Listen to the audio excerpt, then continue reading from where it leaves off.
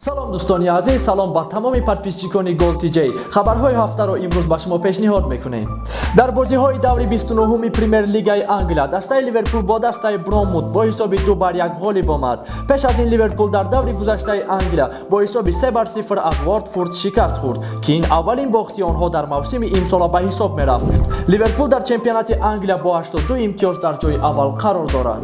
در چمپیونات انگلیس با مخلصان از سن 70 بالا در اومدن و مخلصی کردن من نمودند، چون که مقامات تندرستی انگلیس میگوید که سرایت یافتن پیرانسالان از بیماری تاج نظر به جوانان زیادتر است.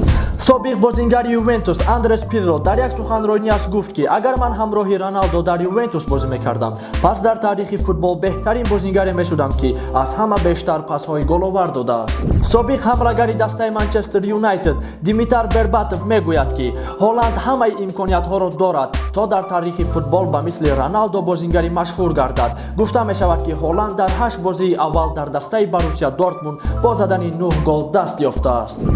سرمربی دسته ریال مادرید زینیدین زیدان شاید که امسال با یوونتوس گزارش نماید. معاش او در یک سال میتواند به 7 میلیارد پوند برابر باشد.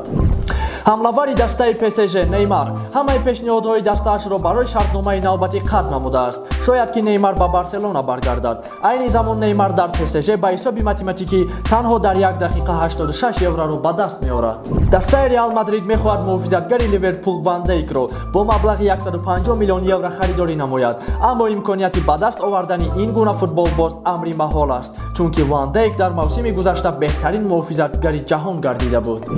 دروازه‌بان لیورپول الیسون نمیتواند در بازی جوابی لیگ چمپیون‌ها بر ضد اتلتیکو مادرید به میدان برآید. در تمرین دیروزه الیسون جراحت برداشت و این خیلی هم بد است، میگوید یورگن کلوپ. لیورپول در بازی اول از اتلتیکو مادرید با حساب 1-0 شکست خورد. بازی‌های جوابی لیگ چمپیون‌ها نزدیک آمد و پیش از انجام برنامه شما را با وقت و ساعت بازی‌ها شناس می‌نماییم.